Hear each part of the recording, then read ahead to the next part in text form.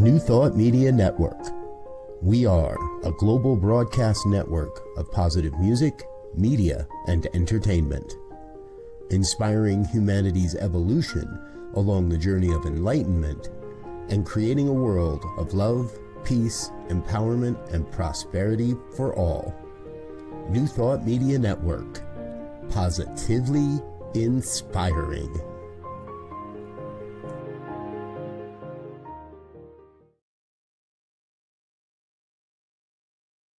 Please help us say thank you to all of our organizational sponsors, including the Hefferland Foundation, Affiliated New Thought Network, International New Thought Alliance, Science of Mind Archives and Library Foundation, Center for Spiritual Living Denver, Center for Spiritual Living Midtown, New Thought Philadelphia, Center for Spiritual Living United Life, Sunshine Cathedral, Planned Happiness Institute, Summit Center for Spiritual Living, One Heart Retreats, Universal Joy Center, Unity Kitchener, Unity Spiritual Center Ottawa, Home Center for Spiritual Living, Satya Center, Begin Within Ministries, Center for Spiritual Living North Jersey, Unity of Savannah, and the Center for Spiritual Living Seattle, as well as all of our individual donors. On behalf of New Thought Media Network, thank you, and please like, share, and subscribe. New Thought Media Network, come be you.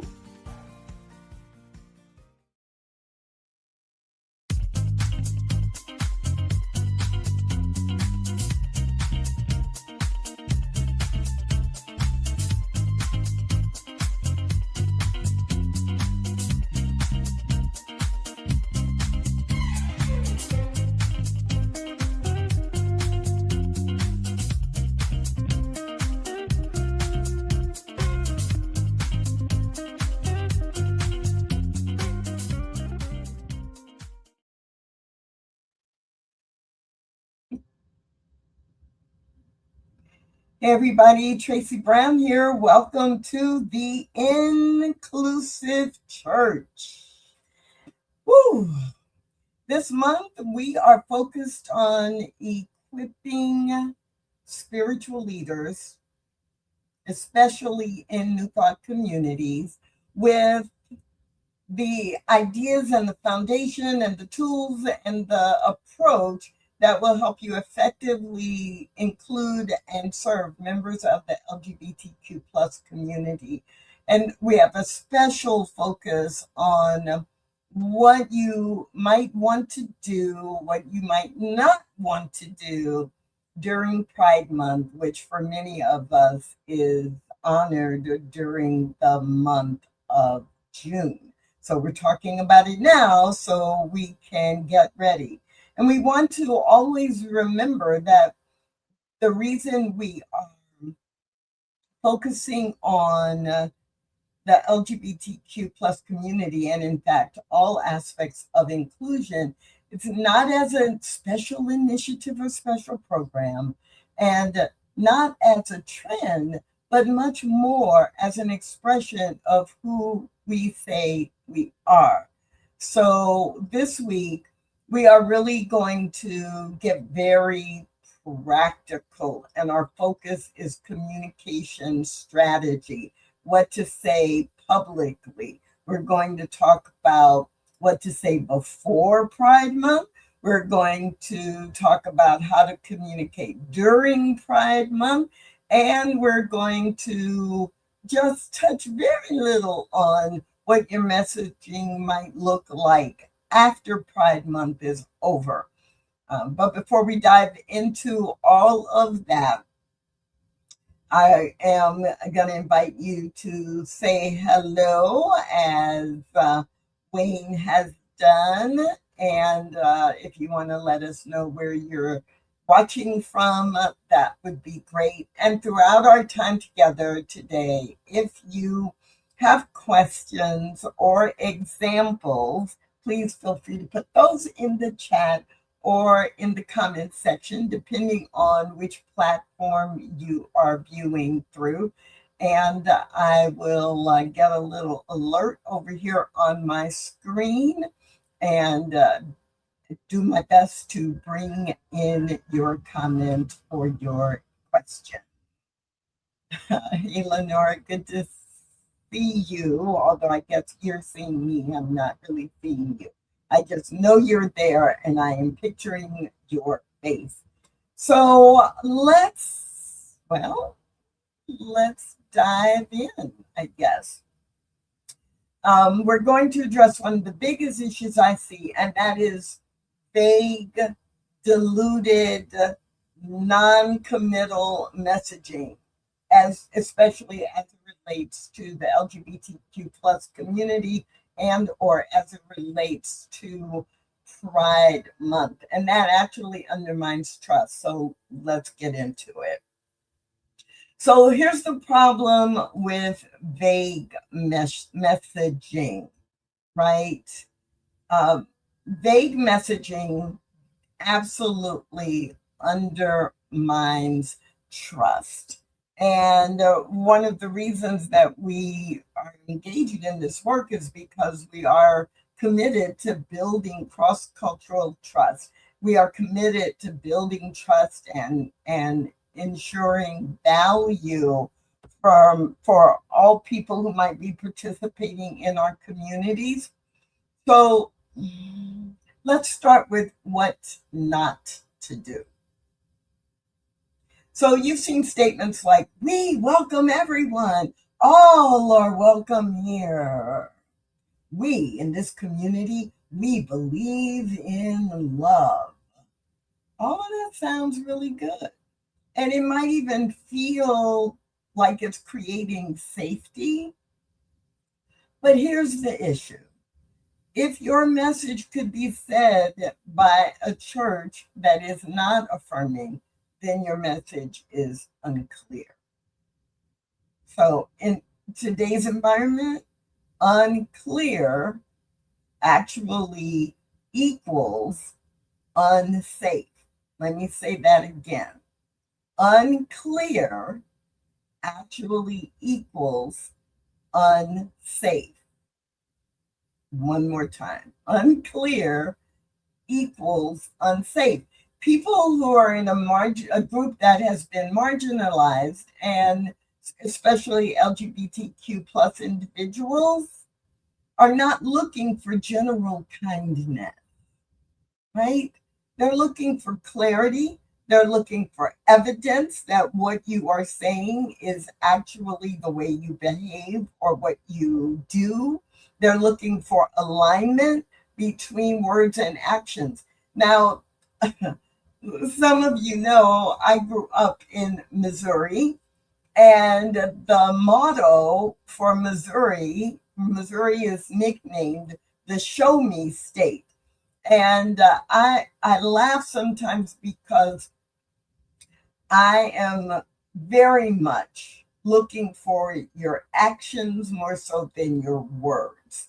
And it aligns perfectly with the kind of work that I do, that it's natural for me to focus on, do your behaviors match what you are saying is important to you, right? If you say, like Wayne has put in the chat, that everyone belongs, do your actions match the words that you are using to promote your center? So if your messaging is vague, what people hear is, well, we're kind of not sure where we stand. Or they may hear, you might be, or you might not be fully accepted here. That sense of proceed, but with caution. And obviously, there are no words that can guarantee that your community, your spiritual community, is inclusive, but you're looking for the patterns, or I would encourage you to look for the patterns. Do your words match your actions? And do your actions match your words, because otherwise what happens is you're creating a sense of ambiguity instead of a, a state of clarity. So ambiguity, right? The bottom line is ambiguity erodes trust, right? So let's look before we even get to Pride Month, which is why we are doing this series, why I decided to do this series on Pride Month and LGBTQ plus community in April, so that you would have a couple of months to double check the things that you've been planning, or maybe even to plan something new. So we are before Pride Month, because if you wait until June to figure out your messaging, you're already behind and you're likely to make more mistakes. You don't have time to check what you're doing. So before Pride Month is where you create the alignment, right, in whatever messaging you're going to use. So I've kind of already said it, but as a reminder, the first thing that you want to start with is internal clarity, right? Internal clarity. Know what you and your community actually believe, right? Before you post anything publicly, ask, what do we actually believe about inclusion? Are LGBTQ plus individuals fully welcomed in all aspects of our church life, in leadership, in our teachers and in our classes, in marriage and wedding and rituals, in our membership, right? If you can't answer those questions clearly or definitively, then your messaging is going to reflect that confusion or create a little doubt. Second, I want you to define your language, because words matter. And a couple of weeks ago, the whole session, this whole program was about language and what language we're using, what words we're using, and are we using them correctly, and are we using the words that are most appreciated by the audience. So in our language, are we saying during Pride Month we're welcoming, we're affirming? Are we inclusive? Like when we use those words, they each are very different. They are not the same. And so are we aware of how they're different? And when we're using them, that we're choosing them intentionally, right? Because welcoming might mean you can attend, but not fully participate. Or you can attend, but you just need to make sure you don't make anybody else uncomfortable. You're welcome to show up as long as you fit in and are like us. Affirming for most people, gives the intention to have you be fully seen and to be valued as you are and to be included without any conditions of you have to make everybody else comfortable. Like we're all adjusting and adapting so that we can create a community where we all feel seen, valued, and accepted. And so you want to be precise in your language. And in your pre-pride communication, you really want your messaging to establish your stance, reflect your values, prepare your community, your church. And some of you are like, Tracy, you always go back to, does it really represent our values? Does it really represent the spiritual principles we teach? Well, yeah, I'm going back there again because it is critical. So you might include a website statement about your values or the work that you've already done. You might have a short video message from a key leader or a group of key leaders. Or you might have a video or audio message or even a static message online that is is or includes people in your community who identify as LGBTQ plus and are talking about their own experience being included and being a part of the community.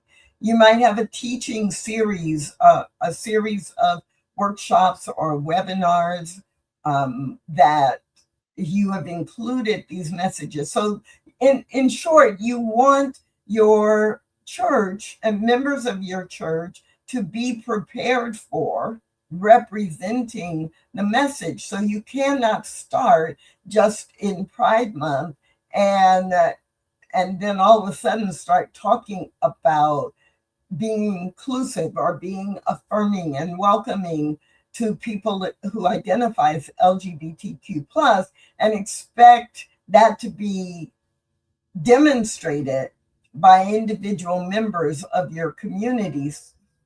So the goal is simple. No one should be surprised by what you say in June.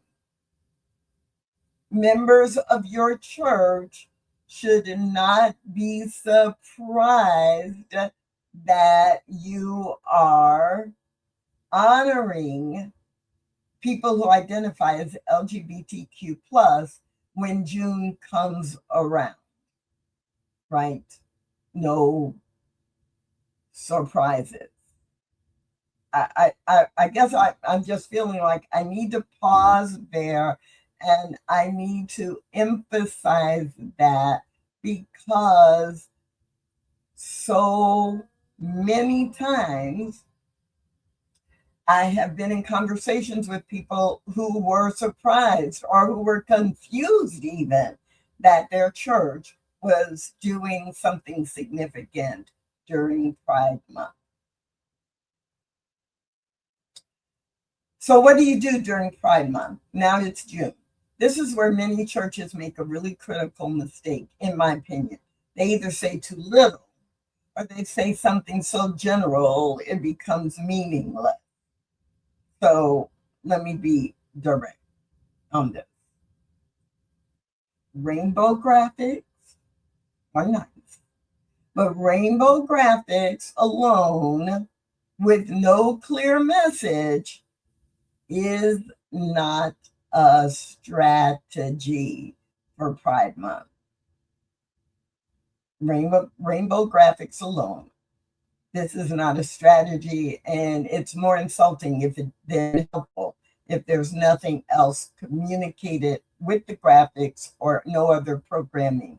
So what might effective communication look like? First, be explicit about what you're doing and why. Actually say the words, we affirm LGBTQ plus individuals, or we welcome and affirm and include people who identify as LGBTQ plus, or bring in a spiritual principle about welcoming all people, including people who identify as LGBTQ plus. You can have a statement as strong as your commitment is. You can, say that we teach and practice, recognizing that every individual is created with value and purpose. And during Pride Month, we especially invite attention to be paid to the experience and the contributions of people who identify as LGBTQ plus. If you're reaching out, if you're doing outreach into the LGBTQ plus community, then your message, again, the words, you are fully welcome here, you belong here, we welcome you here, but it has to be true, and there has to be a track. So if that feels uncomfortable to say publicly, or that your church is not able to back that up in past behavior, that's important information for you to know and insight. As much as possible, you want to connect to spiritual principle. And again, if you've been hanging out with me for a while, you know that I'm going to keep going back to spiritual principle because I don't think we do it enough. And Anita just reinforces everything that I've been saying so far. I like that we have to be clear within ourselves on what our own beliefs and thoughts are about LGBTQ plus lifestyle before we can ever message out something external. Our words must match our own internal. And I've had a few ministers who are like, they're really in alignment and they go, gung ho and do a lot of messaging or plan a lot of programming, but they're going only on their personal commitment and they haven't done the work to have the internal culture and belief in the community reflected that. And so there becomes a mismatch, and people in the church are either uncomfortable or just not knowledgeable. And the minister has gone out and really made sure that there was outreach. And then people who identify in this group come to visit the church and they have a conflicting experience that's not in alignment with the messaging. And absolutely, there's a difference between acceptance and affirming. So affirming the right of and the existence of and the value of people who identify in these categories and is very different. Like affirming them is different from truly accepting and truly including all the different ways that we express. And it's a tough lesson to learn, but it allows us, if we're aware of it, to really, really pay attention to how we're showing up and getting that alignment between our message and our behavior, right? The one thing you want to really avoid is that your message sounds political, right? Your messaging and the things that you put out should not sound political. They really should sound principled instead of political, principled in terms of in alignment with the spiritual principles you teach. For example, in New Thought, we say, we recognize the divine in every person, or we recognize that every person is a representation of divinity. Or we say we honor the inherent worth and dignity of all people, right? That's a very commonly used sentence, and we teach that. And so that makes it easy. Things like this make it easy to say, because we believe that love or God or spirit is not selective, neither are we. We believe that every person has a spark of the divine, including people who identify as LGBTQ plus. It's like we believe this about all people. And so there are no exceptions, and it includes this group. Using your spiritual principles, the ones that you are already using and practicing and teaching, let that guide what you do.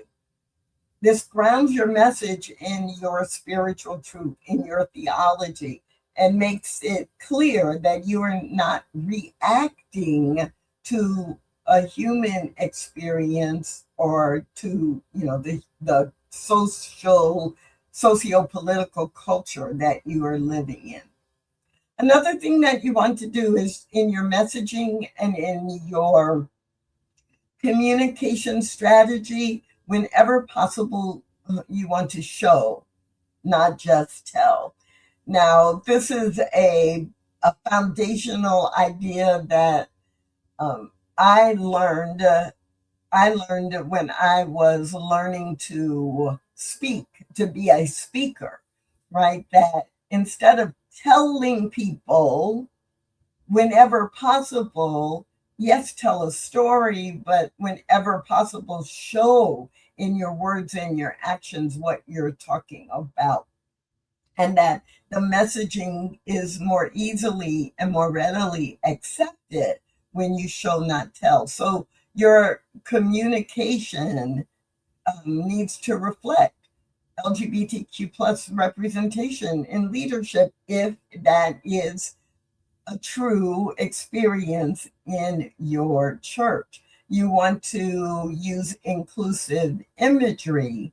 I'm working on a toolkit around this topic, and in the last week, it's been very interesting to be looking for images that are inclusive and that are representative of the LGBTQ plus communities.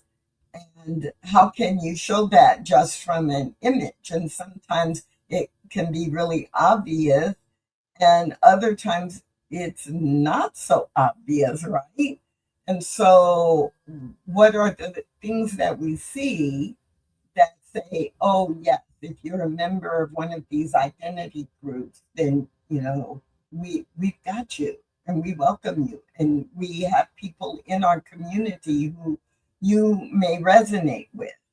Real stories when appropriate, featuring people who are in a part of your church.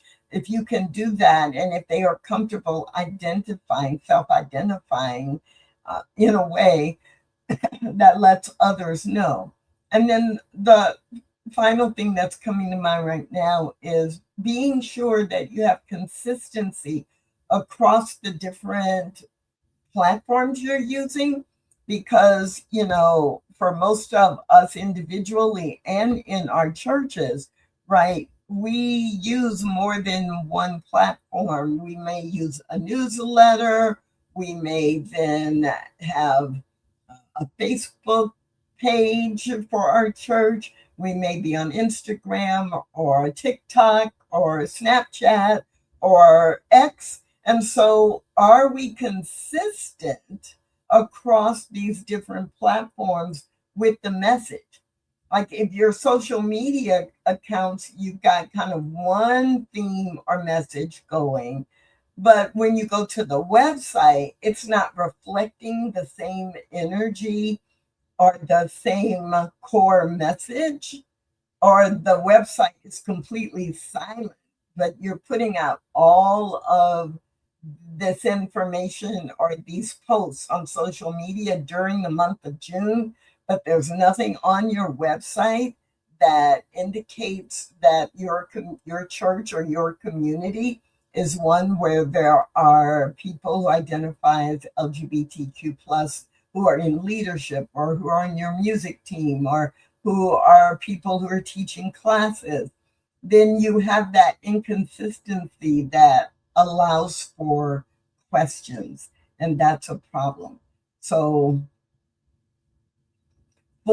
be consistent, right? So you want to make sure that you have some consistency and you align your message across social media, across your website, the press releases you might do if you do them, your newsletter, your announcements within the community, as well as any announcements that are available publicly. You want to look for consistency in the words, but also in the imagery that you use, because it is this consistency over time and this consistency across platforms that builds your credibility. So, what else do I want to say about your communication strategy? Talked a little bit about before Pride Month, just now talked about some of the things to keep in mind during Pride Month. But before I close out, I do want to share just a little bit about after Pride Month, right? Because again, you're not doing this as a rah-rah special initiative. June is, all rainbow pride, and then it just goes away. That's not helping you in your overall strategy. So it's after Pride Month where real depth in your credibility is either built or lost. July 1st arrives, and suddenly the messaging stops. The visuals disappear. The language shifts back to something neutral, hopefully nothing negative. And what does that communicate? It communicates that, oh, this was June, something we just do in June, a little something we do in June. It's seasonal. It's not a part of who we are. It sends the message that you were just being performative, that you were just trying to get, optics that makes us look good. And so if LGBTQ plus inclusion is only visible in June and it's not integrated into who you are and how you are all year long, I would suggest that you don't do anything special in June. So after Pride Month, maintain the languaging that you've used. Keep inclusive language present in what you are doing when you speak or teach or simply are engaging with members during times of fellowship. Integrate LGBTQ inclusion into your classes, into your services, into your events, into your community outreach, into your leadership development, into everything you do. And periodically evaluate what's working, what's unclear, what are people uncertain about, and so we can educate. What feedback are we receiving? Then maybe 6 months or 9 months down the line, refine your messaging, refine your commitment, refine how you communicate about your commitment to LGBTQ plus inclusion. So looking at the time, let me leave you with a couple of things. Number one, people don't just hear what you say, they interpret what you mean based on what you do. Number two, when it comes to inclusion, the interpretation of the people receiving your communication and observing you is what happens. Sometimes we talk about intent does not always equal impact, right? But we are equally responsible for the impact, even if our intention was good. So the interpretation of people in your church and people who are visiting your church or seeing your messages in social media or some other public space, it is important to remember that bottom line, how they interpret it, what they interpret from your communication and activities is what is actually the reality, the perception of who you are and how you are. So I'm going to give you a little assignment. Review your public communication now. The public communication that you have used over time. Review it all. What you've been posting on social media, the list of classes and events that you have hosted or sponsored over the last 6 to 9 months. Really, check it all now. And then evaluate whether there's some adjustment that you need to make before June as you are planning the messaging that you want to use during June. Check out your website, your social media, any newsletters, any recent statements you've made to the community, the use of pronouns and how you are using them and who's using them. Do a self-audit and then ask yourself this question. If someone who identifies as a member of one of the LGBTQ plus communities saw this for the first time or saw this collection of information, would they know clearly that they belong here? Don't assume, don't hope, don't guess. Actually know and let that drive your future action. So we all have work to do. And no matter what we've been doing, right, we know that being inclusive is not about being perfect. It is an always evolving journey. And one of the reasons that I do this show is not only for me, or not only for you, but also for me, to constantly be reminded of and evaluating, am I being inclusive? Is the community I'm a part of inclusive? Am I offering an inclusive a demonstration of inclusion in the way that I show up as a leader in my church? So we're doing this together, and it takes all of us. So I hope that you heard something today that was helpful for you, a good reminder for you, and we'll do it again next week, right here on the New Thought Media Network. My name is Tracy Brown. This is the Inclusive Church. I'll see you next Tuesday at noon Mountain Time. Have a good week. Thanks for watching The Inclusive Church with Tracy Brown. Join us again next week at 12 noon Mountain Time.